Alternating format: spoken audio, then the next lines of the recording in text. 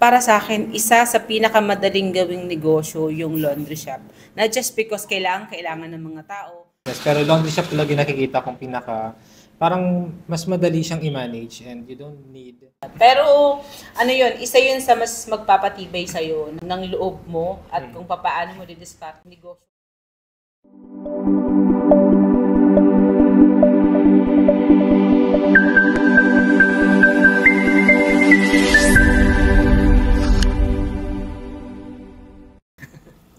Hello everyone, andito kami ngayon para pag-usapan, very random lang, about sa laundry business, our experiences, and I have here with the CEO and President of Sub Equipment, Ms. John Hi. Boncay, and Jovin Bigueras, the Operation Manager of Sub Equipment, and me, Raymart Velia, as the Sales and the Marketing Head of Sub Equipment. So, ang unang pag-uusapan natin actually ngayon is bakit laundry business yung magandang itayo na business dito sa Pilipinas? Would you like to answer first? Sa akin kasi, of course, ando dun na yung lagi nating sinasabi sa seminar na ang damit, laging sinusuot, laging ginagamit. So kung sa clients, merong clients talaga. Yes, lahat ng nakikita natin na nagsusuot ng damit or may damit, lahat yung possible clients and all around our neighborhood. Sila talaga yung mga possible na natin. Tsaka lahat ngayon, even yan, mga estudyante, Yes. small families, young professionals, talagang yun nga, sabi, even mga students, may mga budget sila. Kagabi nga, actually, na iniisip ko, kasi di ba, tayo ng seminar kakatapos lang, iniisip ko, sa mga estudyante, especially yung mga Gen Z ngayon, alam ko, I think I know na meron silang budget talaga for laundry. Tsaka, yun nga, especially sa mga Gen Z ngayon, kaysa maglalabas sila, nag-spend na lang ng time sila especially sa TikTok, sa social media. So, Exactly. yun talaga yung first in mind na pumapasok sa akin pag laundry business. Yung damit, everyday na ginagamit. And yun nga, even mga estudyante may mga budget or naglalaan na talaga ng mga budget for laundry. Yeah. Yun sa akin. Yeah, I couldn't agree more. Kasi kahit yung mga establishments, marami tayong makikita na salon, mga wellness spa, hotels, restaurant, lahat yun may ginagamit sila na kung hindi man linens or mga towels. So lahat talaga nangangailangan ng magpapalaba. Kailangan nila magpalaba. So para sa akin, bakit laundry shop? I think kasi pag ako ang tinanong, for me kasi since laundry shop is the first business that I put up years ago pa. So parang ito yung naging stepping stone for me, bakit nagkaroon ng mas maraming business. And until now, yung business na yun since 2014 is nandyan pa rin and still nagbibigay ng income sa akin, monthly, even nung pandemic. So para bang isa ito sa business na alam kong hindi siya parang kahit na ang dami-dami ng may laundry shop sa Pilipinas, actually buong Pilipinas na talaga, 'di ba? Yeah. Pero mas dumadami yung demand. Kaya talagang para sa akin, isa sa pinakamadaling gawing negosyo yung laundry shop. Not just because kailangan ng mga tao, pero ang dali niyang i-monitor Kasi 'di ba, ang kailangan mo lang naman is yung pwesto and then hindi siya kailangan maraming tao. Pwede mo nga tong gawin muna ng ikaw lang. Tsaka hindi kailangan ng special skills. Yan. 'Di ba? Pagka I agree naman ako siya. Well, ako, as a working individual, siyempre, planning to put up a laundry shop din. So, or a business. Planning to put up a business. Pero laundry shop talaga yung nakikita kong parang mas madali siyang i-manage and you don't need a lot of staffs or employees para i-operate yung business. And even myself, parang kahit ako lang din sa loob ng laundry shop, kaya ko siyang i-operate. Bakit, yun nga din ang question ko. Parang, is it because you're in this industry, kaya naiisip mo na yun yung gusto mong maging negosyo, or meron kang other reason bakit laundry shop? Well, not just I'm here in this industry. I try also na parang pag-aralan yung ibang type of business. Like for example, sa food business, you need, na Extensive chef, yung- talagang matindi Oh, yung yes.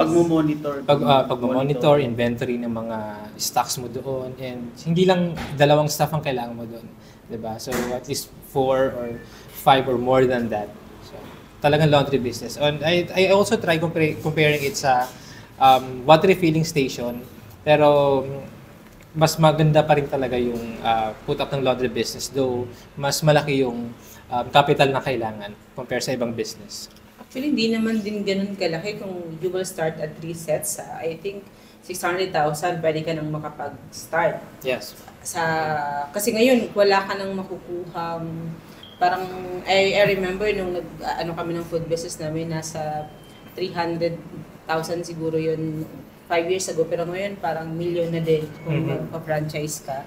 So parang, for me to summarize lang, isa sa pinakamabilis at magandang gawing negosyo, lalo kung first time mo palang mag-business, to all our viewers, is laundry business talaga. Exactly. However, you have to really be mindful in choosing the right machines and the right choosing the machines. right Supplier. yung supplier, installer. Kasi ako personal belief ko lang to, hindi dahil higher ang kinicarry natin ng brand.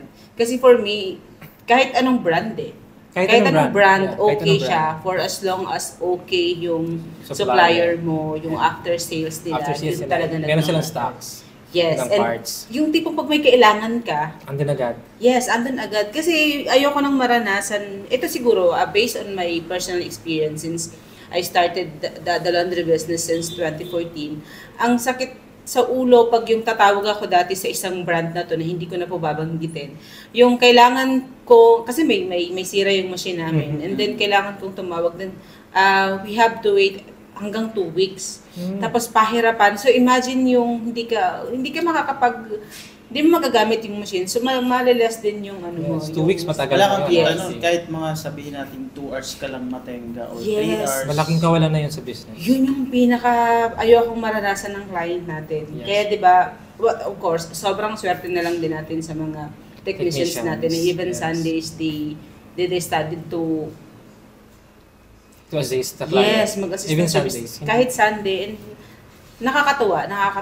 And then, yun nga, di ba, tayo sa set ngayon, mas talagang, actually, mas magaling talaga tayo sa after sales kasi pag close ng, Yes, ng mas tutok tayo doon. Yes. Kasi, siyempre, ako din, as a sales agent, ayoko yung ma-feel na parang nagagalit yung client sa akin na dahil delay tayo or matagal yung technician natin. I've been there before, like, ayoko na siyang maulit. Pero before naman, hindi pa kami said no. So yun naman, we're trying to do our best naman na talagang mas mabilis yung response and after sales service namin. Which is, I think, align lang din naman kung paano tayo kabilis mag-response doon sa mga client natin. Yun talaga din yung dapat, since yung negosyong pinasok nila nakasalalay din sa kung paano tayo mag-respond doon sa concerns nila. Yeah. Kaya siguro parang kung mapapansin natin, we started 2020 pa lang sa SEB. Pero grabe yung pag-elevate ng ng business natin and also nung tao. Parang nagkakaroon tayo unti-unti ng process na talagang I think for me no one can duplicate. Yeah. Hindi to po sa pagyayabang, pero meron tayong na-build sa SEB equipment na magagamit natin throughout yung journey natin na to para mas lalo tayo makapagbigay ng mas maayos na serbisyo doon sa mga client natin. Yes, and sa tagal natin sa industry, syempre, we want to give the best doon sa mga clients natin. Especially sa iyo, kasi you have your own laundry shop. Diba? You feel it already. Ang question ko lang is, especially nung nag-start ka ng laundry business, ano yung possible or yung mga nai-encounter na parang challenge for the start? Halimbawa, nung nag-start ka, anong na-encounter na challenge? Well, ang ganda ng question mo kasi parang 'di ba, itong video to ginagawa natin to to give information, but also we want unsolicited information or advice para alam nyo na pag pinasok nyo to, na negosyo na to, ito yung magiging pros and cons. From the start, kasi ako nung nag-start ako ng laundry business, akala ko noon, basta meron akong business, ay, limpak-limpak na yung pera na makukuha ko. Pero hindi pala, parang unang-una akong nag-struggle dun sa mga tao, sa staff. That's number one na pagdadaanan nyo. Pag nagkaroon kayo ng staff. Kahit isa lang, kung hindi siya ganun kaayos magtrabaho, hindi siya parang yung oriented pa pagdating dun sa ginagawa niya.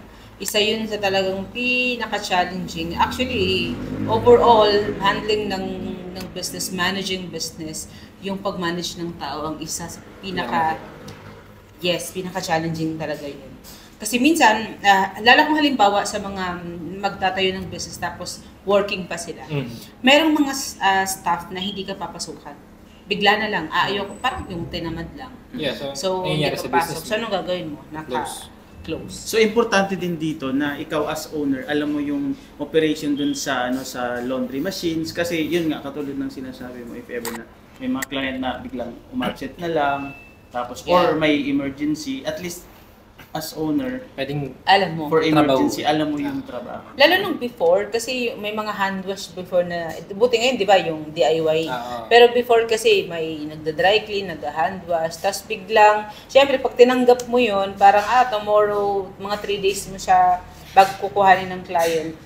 Tapos, biglang hindi papasok yung mo. So, ang nangyayari talaga minsan, nag-absent ako sa trabaho para lang pumasok sa business. Para ikaw yung gumawa. Para ako yung gumawa. So, dapat ready tayo dun. Yes. Kasi talagang pagdadaanan yun. Minsan maiisip ko na lang, sana hindi na ako nag-business, sana hindi na ako nag-laundry shop. Pero, yun, isa yun sa mas magpapatibay sa'yo ng loob mo at kung paano mo didiscard negosyong napili mo hanggang sa makakuha ka ng tamang empleyado para dun sa negosyo.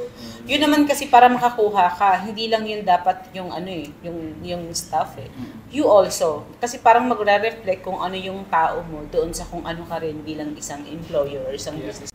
So kaya siguro ako, for me, the unique selling point na meron si Seb is, ako as owner, I really want them to feel, or kumbaga, mas gusto kong iparamdam doon sa mga client natin sa SEB. Yung pagdadaanan nyo po, pinagdaanan na namin. Meron tayong, di ba, alala ko, very particular ko pagdating doon sa, hindi tayo doon after sa kung ano yung makukuha natin, yung pera, but the value. Yung value na ibibigay namin, yung value ng binayad nyo sa amin. Yun yung gusto kong mas makita ng tao. Kasi, I think marami tayo na competitor na minsan sasabihin, mas mahal kayo, yung service mas ganito. Pero I think naman, commensurate sa kung anong binibigay natin. Kasi talagang parang pinapantayan natin. Kaya kami mas pricey ng konti kasi mas mabilis. And then siguro yung isa pang edge natin is medyo structured tayo yung process ng yung in and out flow, paano ka sa business mo. Kaya nga 'di ba ang tagline natin, your business, our expertise. Why do you decide na mag-start ng business tapos laundry business? And why? Siguro kasi my first job is about cleaning chemicals. Okay. Somehow related doon sa... Tapos related siya doon sa yung cleaning chemicals, kasama doon yung binebenta namin is mga laundry supplies. Yung mga lahat ng ginagamit sa laundry. So merong mga nakabisado ko before yung halimbawa, yung stain, pag may stain, anong klase ng fabrics, ano yung mabula sa hindi mabula, yung importance ng bula doon sa hindi, bakit importante yung powder, or bakit hindi maganda yung powder sa washing machine. Lahat po yan, name it. Hanggang ngayon, pag sinabi ko yan sa inyo, talagang alam ko siya. Ilang ml ba? Yes, as in. So, even yung freshener, yung conditioner, yung fabric softener, lahat yan. Lahat ng diskarte sa lahat ng diskarte. So, parang naisip ko na, alam mo na yung buong process nung yung dati kasi may ano pa may tinatawag pa tayong yung nagtatag pa pag May tagging. Before yung mga tagging, traditional. sorting, tapos yung may folding. Wala pa yung katulad ngayon na parang hindi na hinahalo. Dati naghahalo Kasi pa. before yung machine is halo-halo talaga. Yes. Unlike today, hindi na. Tapos karamihan sa client namin, sa customer namin doon is laundry shop. So parang doon ka rin nangangarap na madali lang naman pala yung laundry shop. Kasi naranasan ko magplancha, maglaba. So talagang nakita ko, madali lang. So kumbaga doon na ako namulat. Hanggang sa, sabi ko nga, kahit nakapikita ko, tanungin mo ako, process ng sa laundry shop is alam ko. Kaya siguro talaga hanggang ngayon, nadala ko. And imagine para sa isang laundry shop, and ang dami ko nang naita yung businesses, pero pag tinignan mo saan ako nagsimula, Sa laundry sa shop laundry. talaga. So, hindi ko kakalimutan at iiwan yung laundry shop kasi ito yung business na nagdala sa akin sa kung nasaan ako ngayon at kung bakit dumami yung business. Kaya lagi kong sinasabi na pwede ka maging successful sa laundry business. Hindi iiwan at patuloy na dadalhin, ipopromote siya. Pagyayabungin, Yeah. ika nga. Papadamihin. Yes, papadami. So, kasi kanina, sabi natin, di ba, lahat ng kailangan ng paglaba, you just have to choose the right location. Yeah, the right location and the right supplier. Yes. So this is very important. Speaking of Which is the right supplier? Saan pupunta? Sa equipment. Sa equipment. Very Yes. Of course Actually, naman, sa syempre equipment. sa equipment. And yun nga, nabanggit natin, speaking of location, choosing the right location, may add ko dyan, kasi di ba yung especially now, na naghihigpit ang government. Before kasi, basta ka lang maghanap dyan sa ng location na, okay, ito, maganda yung pwesto, okay na, pagtatayuan na ng laundry business. Ngayon, hindi na siya katulad dati na basta lang importante din ngayon, especially, yung pwesto, maganda yung pwesto at yung legitimate na lessor talaga yung hahanapin at hindi katulad before. So isa lang din yun sa minor challenge. Masasabi kong minor challenge lang naman. Kasi dapat yung lessor is meron siyang permit na nagpapaupa siya. Yeah, right? that's And number with one. the documents. I think meron na tayong meron na tayong nagawang vlog or meron na akong nagawang vlog yan. I even posted na rin several times sa YouTube channel ko. So, ayun. if you want to tips, Yeah, some tips. just subscribe dyan, kay hanapin nyo lang po, and then ang dami din kayong makukuha. Yeah. But going back doon, kasi siguro ang maiiwan ko lang na tip doon sa mga gustong mag-laundry shop is always or ask first your lessor kung meron silang business permit or lessor's permit na talagang sila ay legit na nagpapaupa. And then kung nasa ganitong halimbawa, nasa establishment sila na medyo maganda yung location, ask them kasi pag maglo-laundry ka, once na, actually hindi lang laundry shop, mag-business ka, tapos maghanap ka ng pwesto at mag-renovate ka, kailangang tanungin mo yung lessor mo kung meron silang building permit and occupancy permit. Kasi i-require ka ng City Hall na sa renovation. So, yun yung kailangan mo. Kukuha ka din ng permit mo ng occupancy and building permit. Yes, so, makakakuha ka lang nun kung meron sila. Yes, and wala naman tayong choice kundi i-make sure talaga yun kasi kailangan nating i-register yung business. Yeah, and ako sinasabi ko na kahit gaano kaganda yung location, wag niyong paghinayangan. Kasi kung wala siyang permit, hindi rin niya maitatayo yung business. Hindi mag-work yung business. So imagine kung nagbayad na kayo halimbawa kay Seb Equipment. Kasi kami, normally, tinatanong natin, di ba, kumusta yung pwesto mo? Yeah. Kasi hindi talaga po kami yung tipong gusto, para lang makabenta. Kasi kasama dun sa mission natin yung matulungan talaga kayo para maitayo yung matulungan para maitayo yung business. And hindi lang hanggang maitayo yung business. Hindi lang dun sa from the very step. Hanggang mag-succeed. Lifetime yan, hanggat meron kayong other business. Yeah, kasi syempre, after that, kami din naman po yung makikinabang. Ito yung reality. Kami rin po yung makikinabang kasi pagkatapos ng warranty, mag-o-offer kami sa inyo ng PMS or yung maintenance ng machines niyo. So kami din, so kung hindi namin kayo aalagaan, ang dami dyan na pwede niyong puntahan at hindi kami. So kami talaga nakafocus doon. And ako, personally, as the owner, mina-mindset ko yung mga tao natin na care. Kailangan mong, I think kanina nabanggit mo sa seminar na, mahirap yung, or yung parang dapat yung mga tao mo, i-own nila yung Own nila position, yun. Yeah. i-own nila yung business for them to feel kung paano din mag-care. Yeah. So dito ko ipapasok yung personal belief ko na employees are the one who can make our business succeed. So Yes. kaya kumbaga ako, priority ko yung empleyado and the employees can take care of the clients.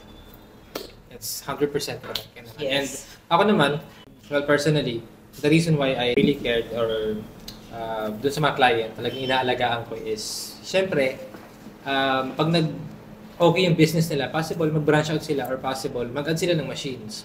Syempre, ang purpose ko nun is parang hindi sila bumili sa iba, sa akin pa rin. So, that's the reason kung bakit talagang iba yung pag-alaga namin sa mga client namin. Papasok pa rin yung yung values na kumbaga kung anong values meron ka, doon talaga mag-stick eh. So parang speaking of values, parang halimbawa, minsan kasi gigil tayo makabenta. Yes. Pwede lang dyan na, sige na, okay na yan, bahala na siya after, basta mabenta Mabenta natin. lang. Hindi tayo ganun. Ah. So, papasok doon yung, hindi ganun yung values natin.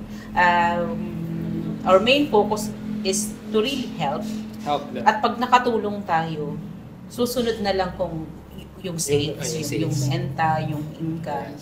Tsaka eventually doon, pagka na-create yung values nga na yun, naibigay yun sa mga clients, eventually, si clients na yung parang magiging magiging yung word of mouth ba? Yeah. Na sila na yung, ay okay dito kay, yung referral. Okay dito kay Seb kasi ganito sila mag-care sa amin. So, of course, ganito din yung, yung magiging care din nila sa inyo. So, I think din papasok yung, ano nga ba yung mga dapat i-consider pag pipili ka ng supplier na gagawa or natutulong sa'yo para maitayo mo yung dream business na laundry shop? You try to research na din talaga. Kumbaga may mga videos or pwede kayo magtanong sa mga clients nila. Clients ako before na mag-inquire sa akin or during inquiry, nag-ask sila ng mga current clients. Tapos dun sila kumbaga hindi na ako yung nag-i-explain, si client na yung nag-i-explain dun sa client na yun na nag-inquire na Yes. Okay, ito na si Seb, ganyan si Seb, ganito sila si Seb, ganito sila. Ganito sila yung service nila. Yeah, I agree. Pero parang siguro number one is yung piliin nyo si Seb, hindi dahil gusto nyo siyang piliin. Mahalin mo ako, hindi dahil mahal mo ko. Siguro kasi yung sa atin kasi, halimbawa, nasa Davao ka, gusto mong mag-laundry shop doon. Alam nga namang pipili ka pa ng taga Bicol. Yes. So, yun na. And then also makikita, may office kami sa Davao, may office po kami sa Bicol and here sa Metro Manila. And yun nga, yung lagi nating itong iniyayabang na pagdating sa after sales, talagang 100% yung support natin. Of course, hindi po kami perfect, pero mas mataas yung ratings natin pagdating doon sa after sales. Sa after sales. Iba talaga. And we don't know also bakit ganun yung mga tao namin. I think maybe next time, conversation or vlog na gagawin natin, we can sit down with our technicians and ask them, bakit ganun? Kasi baka mamaya, sila sabi lang, lang kayo, ganyan lang kayo kasi gumagawa kayo ng video. Hindi Supposedly, dapat kasama natin yung head technician ngayon. Yes. Meron lang siyang urgent, so hindi siya naka-include dito. Tsaka I think dun papasok yung priority. Yeah.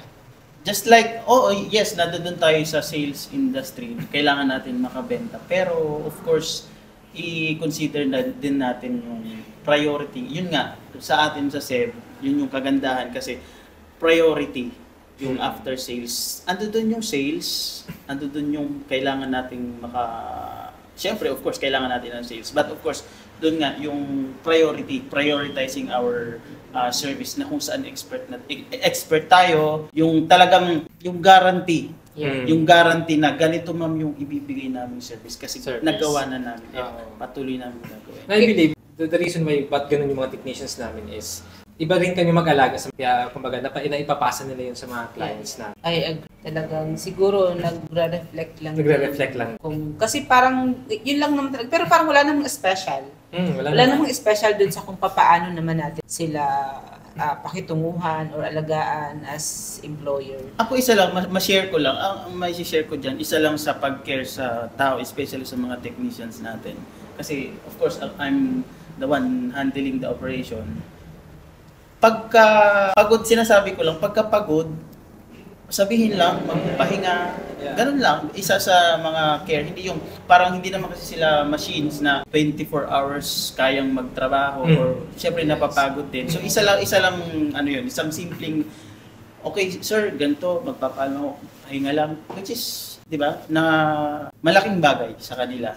And one of the example ng technicians natin, talagang iba yung care nila sa mga clients. Kasi even after office hours and even Sundays, hindi naman natin sila pinipilit na i-assist yung client, but they're doing it. Kasi nga, napaka-feel natin na sila also naaalagaan. Naalagaan. Hindi ko nga alam na yung simple palang pagko-comment natin na, di ba, halimbawa, alas 12 ng madaling araw, alis na po kami, tapos sasabihin lang naman natin. And ako personally, na nakahiga ako doon sa kama na may malamig na aircon, tapos sabihin ko lang naman, ingat. Pero para sa kanila, ang laking, iba na talaga yung, iba daw, parang sobrang iba yung. Isa na yun sa, parang I've being noticed na napapansin sila, and yun, nakikita yung importance nila sa company. So talagang nagre-reflect yung kung paano tayo sa mga tao and din yung mga tao din paano sila sa kliyente. So kung barubal siguro tayo, sorry for the word, parang ganun din siguro sila. So, yes, kasi maipapasa nila yung emotion sa bukod sa trabaho, the way sila makipag-interact with clients, magre-reflect yun, makikita yun doon. That's why they're very professional din makipag-communicate sa mga clients. Diba? So nakikita ko lang na parang mas lalo natin kailangang maging better. We have to keep bettering ourselves to serve more para mas ma-serve natin yung not just the client but also our employees. Kasi sila yung mas magiging daan para mas mag-succeed yung business. At saka ang kagandahan sa atin, they can share their opinion. Yes. Yun Napapakinggan. And minsan nga sila yung nasusunod, diba? So which is dapat nasa suggestion naman nila is parang yun, nag-a-align doon sa gusto natin mangyari. Which is maad ko dyan when it comes to decision, kung halimbawa, ina-allowed kasi natin kasi sila yung nandoon sa nandoon sa field, sa situation, especially kung sa mga biyahe, ganyan. So, ibinibigay natin yung full support at saka yung full parang, sige, kung kailangan mag-decision ka, decisionan mo na. Hindi na yung kailangan pa. Okay. Kasi we will invite the technicians or kung sino sa kanila yung available. Yes, pero share nila yung kanilang experience. Pero ibang naman yun, ibang episode. Ibang episode naman. Ibang naman. So this is the first episode. It's all about bakit?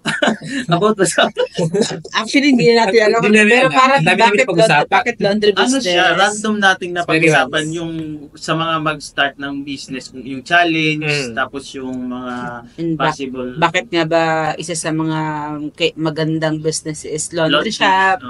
Actually, yun lang dapat yung topic natin. Bakit laundry business? Pero ang dami natin napag-usapan. Dami yung kasing question eh. Yan pa naman ako. Pag nagsalita, dire-diretso. Ready lagi. Siguro kasi yun. And then siguro kasi pagdating sa laundry talaga, ang dami kong masishare. Never ending to. Dahil kasi nga yung expert. It's very helpful. Lalo sa mga mag-start pa lang. Kasi malalaman mo lang na ganun kahirap ang or ganun ka-challenging yung business pagka nandun ka na eh. Kahit naman halimbawa sinasabi ng ibang tao na madali lang yan or mahirap yan, hanggat hindi mo naranasan, hanggat wala ka din sa position na yun, sa situation na yun, hindi mo ma-feel na talagang totoo yung sinasabi nila.